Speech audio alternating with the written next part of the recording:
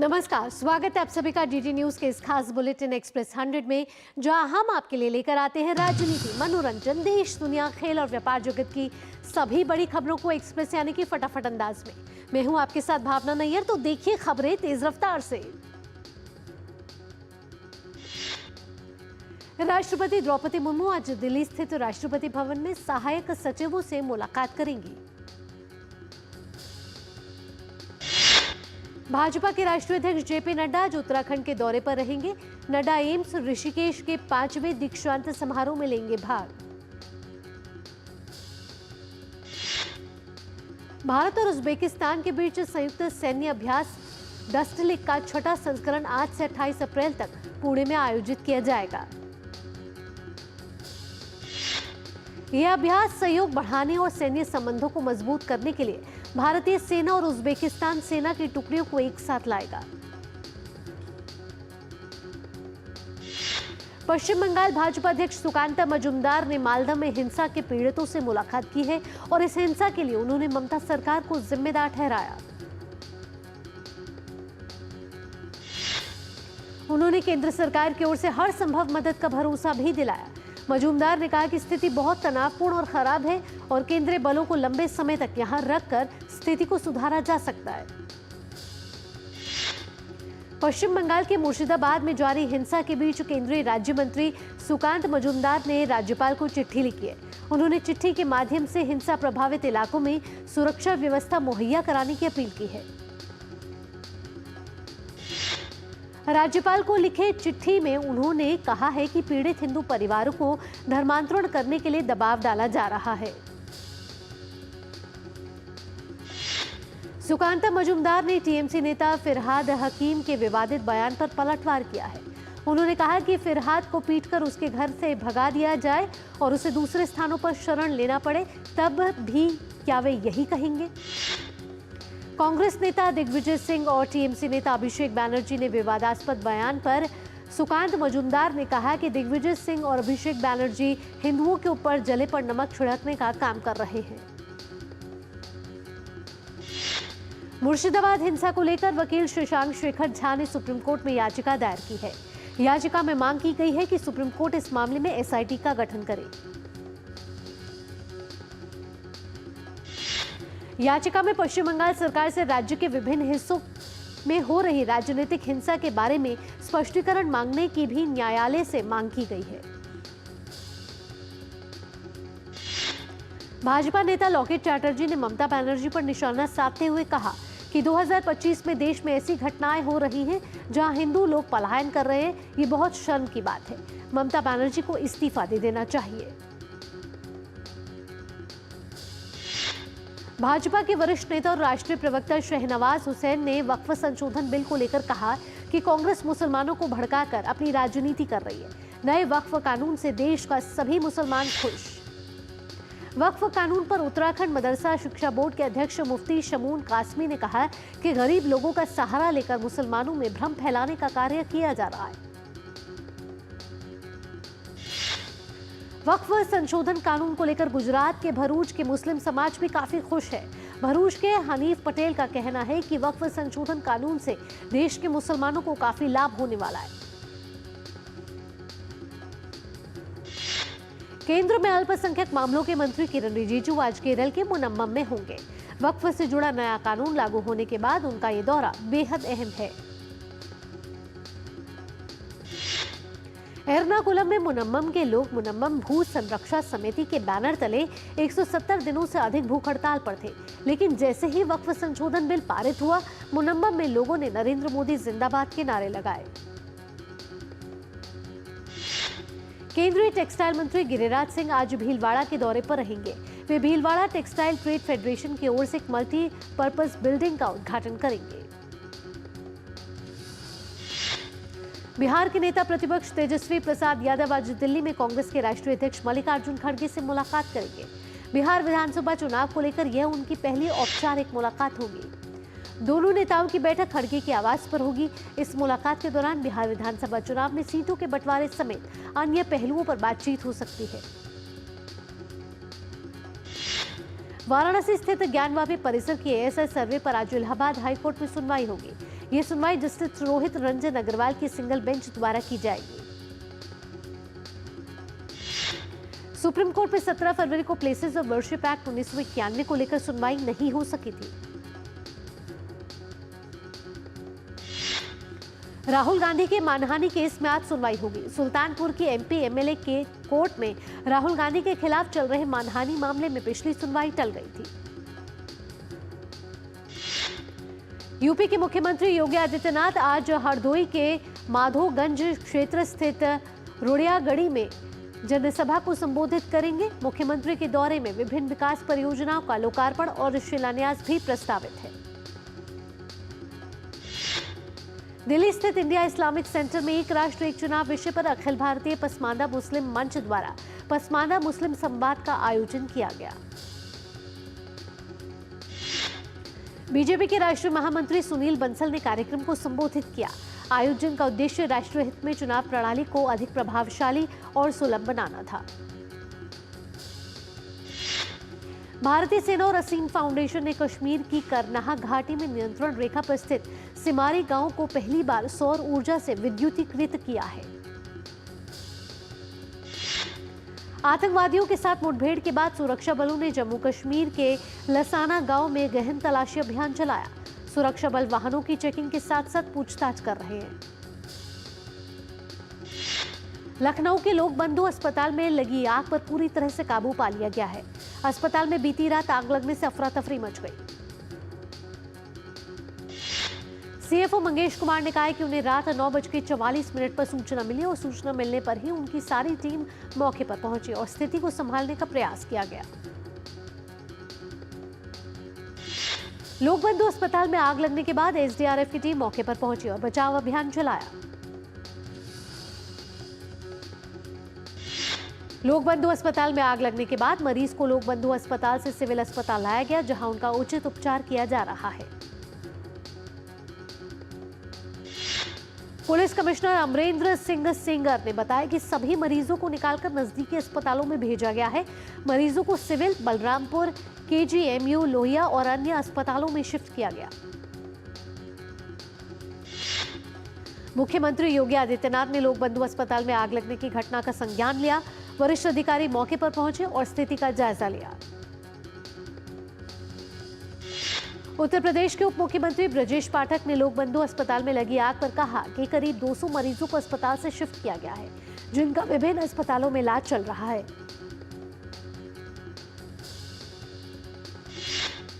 प्रधानमंत्री नरेंद्र मोदी ने बांग्ला नववर्ष पोइला बोईशाख की शुभकामनाएं दी हैं। पीएम मोदी ने एक्स पर लिखा है कि मैं सभी की सफलता, खुशी, समृद्धि और अच्छे स्वास्थ्य की कामना करता हूं। हिमाचल प्रदेश का आज स्थापना दिवस है। 15 अप्रैल 1948 को 30 छोटी बड़ी रियासतों को मिलाकर राज्य का गठन किया गया था।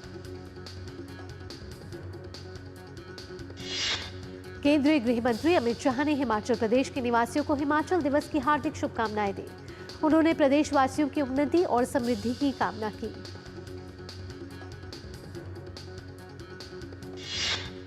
दिल्ली की मुख्यमंत्री रेखा गुप्ता, मध्य प्रदेश के मुख्यमंत्री डॉक्टर मोहन यादव, केंद्रीय मंत्री ज्योतिरादित्य सिंधिया और अन्य भाजपा नेता विक्रमोत्सव 2025 कार्यक्रम में शामिल हुए। मौसम विभाग ने राजस्थान और गुजरात के कुछ जगहों पर अलग अलग 2 से 3 दिन तेज गर्म हवाएं चलने का अनुमान व्यक्त किया है। पंजाब, हरियाणा और पश्चिमी मध्य प्रदेश में अगले 3 दिनों तक ऐसी ही स्थिति रहने की संभावना है।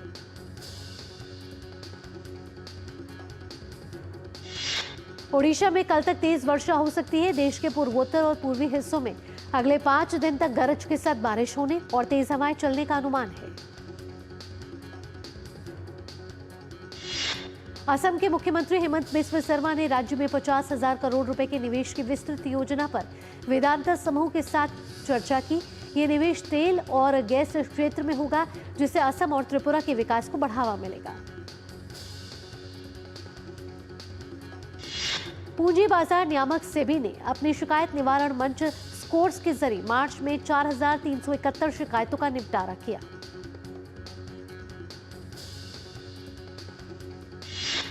देश के 7 प्रमुख शहरों में मजबूत बिक्री के दम पर जनवरी-मार्च 2025 तिमाही में बिना बिके घरों की संख्या 4% घटकर करीब 5.6 लाख इकाई हुई।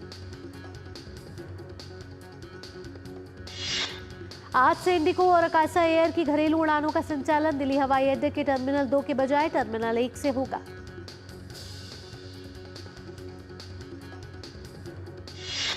कैपिटल माइंड फाइनेंशियल सर्विसेज को कैपिटल माइंड म्यूचुअल फंड नाम से अपना म्यूचुअल फंड कारोबार शुरू करने के लिए बाजार नियामक सेबी से अंतिम मंजूरी मिली। एप्पल के प्रोडक्ट्स बनाने वाली कंपनी फॉक्सकॉन उत्तर प्रदेश के ग्रेटर नोएडा में 300 एकड़ जमीन खरीदने की तैयारी में। यह भारत में फॉक्सकॉन का पहला और दुनिया का दूसरा सबसे बड़ा प्लांट होगा, जिससे करीब 40,000 लोगों को मिलेगा रोजगार। Tata power renewable energy limited ने 200 मेगावाट नवीकरणीय ऊर्जा परियोजना के लिए देश की सबसे बड़ी इंटीग्रेटेड बिजली कंपनी एनटीपीसी लिमिटेड के साथ बिजली खरीद समझौते पर हस्ताक्षर किए।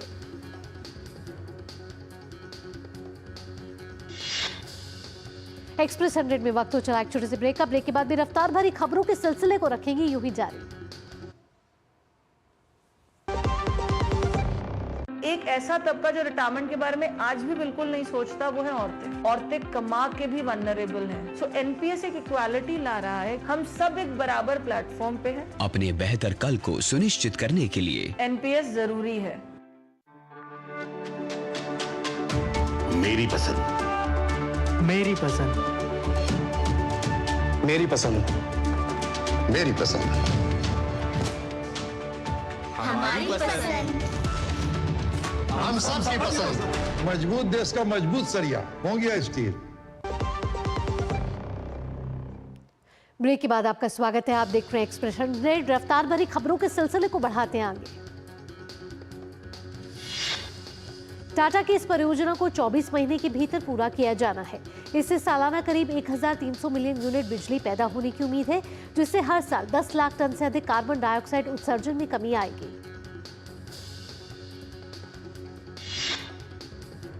गोदरेज इंडस्ट्रीज के केमिकल डिवीजन ने सवाना सर्फेक्टेंट्स के फूड एडिक्टिव्स कारोबार को खरीदकर इस खरीदारी से गोदरेज इंडस्ट्री को खाद्य और पेय उद्योग में अपने उत्पादों की रेंज को विश्व स्तर पर बढ़ाने में मिलेगी मदद। भारतीय स्टेट बैंक ने अपने करोड़ों ग्राहकों को बड़ी राहत देते हुए अपना कर्ज 0.25% सस्ता किया। नई संशोधित दरें 15 अप्रैल से होंगी लागू। भारत के कच्चे रेशम उत्पादन में मजबूत वृद्धि दर्ज की गई। बीते 6 वर्षों में उत्पादन बढ़कर वित्त वर्ष 2023-24 में 38,913 मीट्रिक टन हुआ। विदेशी निवेश बैंक गोल्डमैन सैश के मुताबिक अमेरिकी चीना ट्रेड वॉर के चलते 2025 के अंत तक सोने की कीमतें अंतर्राष्ट्रीय स्तर पर बढ़कर $4,500 प्रति आउंस तक पहुंच सकती हैं, जो कि मौजूदा भाव $3,247 प्रति आउंस से करीब 38% अधिक है। अमेरिकी डॉलर में दर्ज हुई 0.7% की गिरावट। इस गिरावट से दुनिया की अन्य प्रमुख मुद्राओं के मुकाबले डॉलर की मजबूती को मापने वाला डॉलर सूचकांक 3 साल के निचले स्तर पर आया। दक्षिण कोरियाई कार्यवाहक राष्ट्रपति हान डक सू ने कहा कि अमेरिकी राष्ट्रपति डोनाल्ड ट्रंप ने स्पष्ट रूप से प्रशासन को दक्षिण कोरिया, जापान और भारत के साथ तत्काल तारिफ वार्ता करने का निर्देश दिया। कार्यवाहक राष्ट्रपति हान डक सू ने कहा कि यदि जरूरी हुआ तो वे सीधे राष्ट्रपति डोनाल्ड ट्रंप से बात कर समाधान निकालेंगे। साथ ही उन्होंने उद्योग मंत्री हान डुक ग्योन के नेतृत्व में एक वार्ता दल को शीघ्र ही अमेरिका भेजने की बात भी कही। अमेरिकी राष्ट्रपति डोनाल्ड ट्रंप के चीन में निर्मित स्मार्टफोन और कुछ अन्य इलेक्ट्रॉनिक उपकरणों पर फिलहाल आयात शुल्क लागू नहीं लगाने की घोषणा के बाद अमेरिकी शेयर बाजारों में दर्ज की गई तेजी। इसका असर यूरोप के प्रमुख बाजारों पर भी दिखाई दिया, जहां ब्रिटेन का FTSE 100 सूचकांक 2.1% की बढ़त के साथ बंद हुआ, जबकि फ्रांस और जर्मनी के प्रमुख शेयर सूचकांकों में भी सुधार देखा गया। ट्रंप ने यह स्पष्ट किया है कि इन उत्पादों को सिर्फ एक अन्य टैरिफ समूह या बकेट में रखा गया है। बता दें कि ट्रंप की टैरिफ नीति ने वैश्विक वित्तीय बाजारों में उथल-पुथल मचा दी है। अमेरिका के राष्ट्रपति डोनाल्ड ट्रंप ने एक बड़ा बयान देते हुए कहा है कि वे जल्द ही विदेशी दवाइयों पर भी टैरिफ लगाने की योजना बना रहे हैं। ट्रंप ने कहा कि वह दिन बहुत दूर नहीं जब हम फार्मास्यूटिकल आयात पर टैरिफ लगाएंगे। बता दें कि कई वर्षों तक दवाओं को व्हाइट हाउस के व्यापक टैरिफ युद्ध से बाहर रखा गया था। बंधकों की रिहाई की शर्त पर इजरायल ने की युद्ध विराम की पेशकश। वहीं हमास ने इजरायल के भेजे गए एक नए युद्ध विराम प्रस्ताव की समीक्षा शुरू की। हालांकि हमास ने निरस्त्रीकरण की मांग को ठुकरा दिया है। इस बीच गजा में इजरायली हमले लगातार जारी है। सोमवार तड़के अब तक किए गए हमलों में कम से कम 15 फिलिस्तीनी नागरिकों की मौत हो गई है। ये हमले गजा के उत्तरी और दक्षिणी इलाकों में किए गए हैं।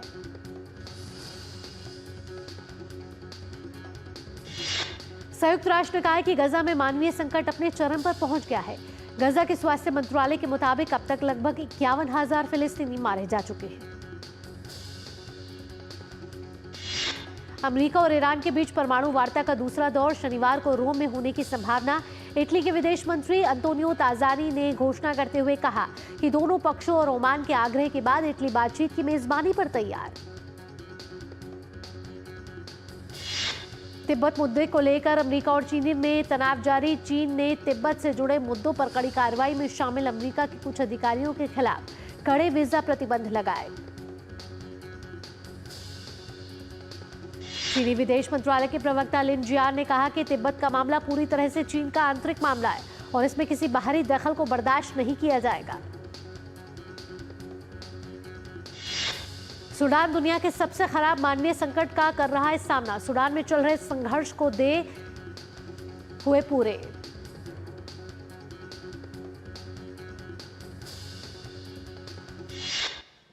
एक्सप्रेस 100 में वक्त एक और छोटे से ब्रेक का है। जल्द हाजिर होते हैं। झूठ से भी खतरनाक होता है अधूरा सच, और वैसे ही खतरनाक होती है अधूरी खबर, क्योंकि हर खबर के साथ जुड़ा होता है उसका इतिहास, वर्तमान और भविष्य। देखिए हर बड़ी खबर जिसमें होगा तथ्य, तर्क और सबूत। देखिए पूरा सच प्रखर श्रीवास्तव के साथ सोमवार से शुक्रवार शाम 7:30 बजे सिर्फ डीडी न्यूज पर।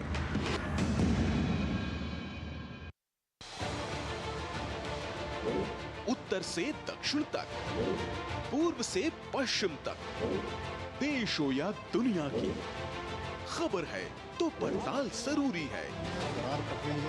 देखिए हमारे साथ है मेरे पीछे भारत की सबसे एजेंडा भारत का है और किस तरह से एक नई इस वक्त डीडी न्यूज पर।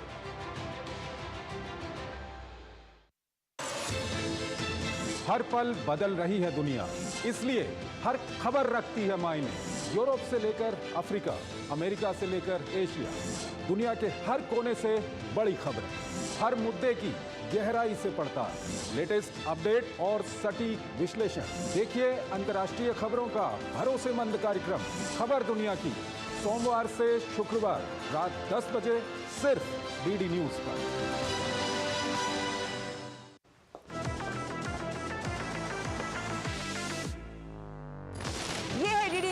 साइबर अपराध के खिलाफ हल्ला बोल, digital arrest, sextortion, financial frauds, cyber bullying, तमाम मुद्दों पर आपको जागरूक करते हुए आपको रख रहा है इन साइबर अपराधियों से एक कदम आगे। देखिए मेरे साथ साइबर अलर्ट हर शनिवार रात 9 बजे सिर्फ डीडी न्यूज पर। ब्रेक के बाद एक बार फिर आपका स्वागत। आइए आगे बढ़ते हैं। ब्रिटेन ने सूडान संघर्ष को हल करने के उद्देश्य से वैश्विक सम्मेलन की मेजबानी की। ब्रिटेन ने कहा कि वह सूडान में लोगों को 120 मिलियन की सहायता करेगा प्रदान। खेलो इंडिया यूथ गेम्स 2025 इस बार बिहार में होगा। सोमवार को इन खेलों के लोगो और शुभंकर का अनावरण किया गया।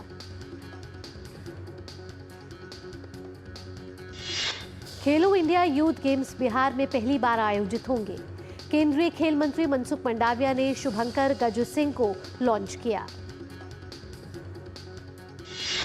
खेलो इंडिया यूथ गेम्स 2025 का आयोजन 4 मई से 15 मई तक बिहार के 5 जिले पटना, नालंदा, बेगूसराय, गया और भागलपुर में होना है, जिससे देश के करीब 10,000 खिलाड़ी भाग लेंगे। हॉकी इंडिया ने ऑस्ट्रेलिया दौरे के लिए 26 सदस्यीय महिला टीम का किया ऐलान। टीम की कप्तानी सलीमा टेटे करेंगी और उप कप्तान नवनीत कौर होंगी। इंडियन प्रीमियर लीग में आज पंजाब किंग्स का सामना कोलकाता नाइट राइडर्स से होगा। श्रेयस अय्यर आज अपनी ही पुरानी टीम के खिलाफ खेलते हुए आएंगे नजर। अंक तालिका में दोनों ही टीमों की स्थिति में खास अंतर नहीं है।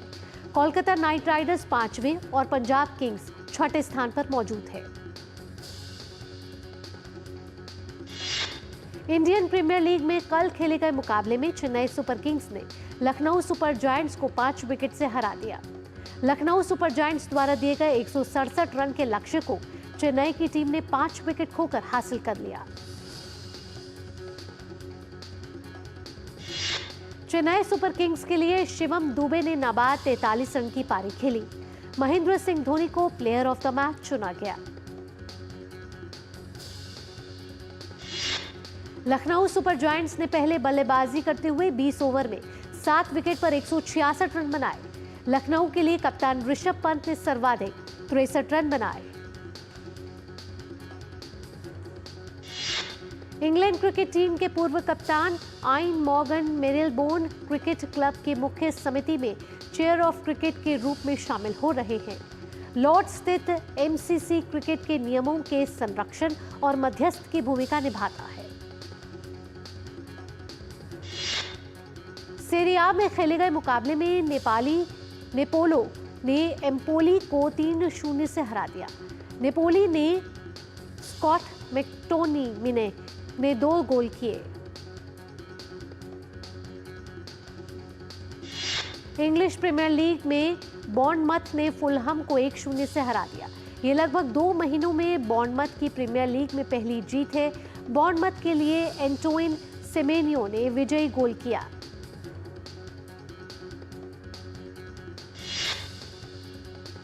न्यूकासल यूनाइटेड के मैनेजर एडी हावी अब निमोनिया से उबर रहे हैं। उन्होंने संदेश भेजने वाले प्रशंसकों के प्रति आभार प्रकट किया। रियल मैड्रिड और क्रोएशिया के दिग्गज ल्यूका मॉड्रिच अब चैंपियनशिप टीम स्वांसी सिटी में इन्वेस्टर और सह मालिक बन गए हैं। मॉड्रिच ने इसे एक शानदार अवसर बताया और उम्मीद जताई कि उनका अनुभव क्लब के लिए काम आएगा। आयरलैंड के ओलंपिक कांस्य पदक विजेता तैराक मोना मैकशेरी ने सिंगापुर में होने वाली विश्व चैंपियनशिप के लिए क्वालिफाई कर लिया है। उन्होंने डबलिन में आयोजित आयरिश चैंपियनशिप में 100 मीटर ब्रेस्ट स्ट्रोक फाइनल में जीत दर्ज की। जयदीप अहलावत और सैफ अली खान की action thriller film jewel thief the heist begins का ट्रेलर हुआ जारी। फिल्म 28 मार्च को होगी रिलीज। अनुपम खेर द्वारा निर्देशित film Tanvi the great Cannes film महोत्सव में होगी प्रदर्शित। वहीं कान के बाद ये फिल्म लंदन, न्यूयॉर्क और लॉस एंजलिस जैसे प्रमुख शहरों में भी दिखाई जाएगी। अभिनेता नानी की आगामी film hit the third case का ट्रेलर हुआ जारी। वहीं फिल्म 1 मई को सिनेमाघरों में होगी रिलीज। संजय मिश्रा की film the secret of Devkali 18 अप्रैल को सिनेमाघरों में होगी रिलीज। फिल्म का निर्देशन नीरज चौहान द्वारा किया गया है। अभिनेता सोरी की फिल्म मामन 16 मई को दुनिया भर में होगी रिलीज। फिल्म के निर्देशन प्रशांत पंड्याराज द्वारा किया गया है। अभिनेता नवाजुद्दीन सिद्दीकी की फिल्म कोस्टाओ का टीजर हुआ जारी। फिल्म कस्टम अधिकारी कोस्टाओ फर्नांडिस के जीवन से प्रेरित। रवि तेजा की फिल्म मास जोतारा का नया रोमांटिक सॉन्ग तू मेरा लवर हुआ रिलीज। फिल्म 9 मई को होगी रिलीज। तिग्मांशु धूलिया और मयूर मोरे की series black, white and grey love kills का ट्रेलर हुआ जारी। सीरीज 2 मई को ओटीटी पर होगी रिलीज। तमिल डायरेक्टर एटली की अगली फिल्म में अल्लू अर्जुन के साथ नजर आएंगी एक नहीं बल्कि 2 अभिनेत्रियां, जिसमें से एक के लिए जानवी कपूर का नाम हुआ final. Documentary film Oklahoma city bombing American terror 19 अप्रैल को ओटीटी पर होगी रिलीज। ये फिल्म अल्फ्रेड पी मोरा फेडरल बिल्डिंग में हुए घरेलू आतंकवादी ट्रक बम ब्लास्ट पर केंद्रित है। संजय दत्त की फिल्म द भूतनी की रिलीज डेट में हुआ बदलाव। फिल्म को अब 18 अप्रैल के बजाय 1 मई को किया जाएगा रिलीज। मेघना गुलजार की फिल्म दायरा में एक साथ नजर आएंगे करीना कपूर खान और पृथ्वीराज सुकुमारन। केरल में फिल्म गुड बैड अगली की स्क्रीनिंग के दौरान अभिनेता अजीत कुमार और विजय के प्रशंसकों के बीच हुई झड़प। सोशल मीडिया पर वायरल हुआ वीडियो। प्रमोशन में जुटी फिल्म केसरी चैप्टर 2 की स्टार कास्ट अनन्या पांडे, अक्षय कुमार और आर माधवन ने रिलीज से पहले गोल्डन टेम्पल के किए दर्शन। और इसी के साथ एक्सप्रेस 100 में फिलहाल इतना ही। अगला कार्यक्रम आप देखेंगे अर्थव्यवस्था से जुड़ा हुआ इकोनॉमी टुडे मेरे सहयोगी मुकुल शर्मा के साथ। फिलहाल के लिए मुझे दीजिए अनुमति। नमस्कार।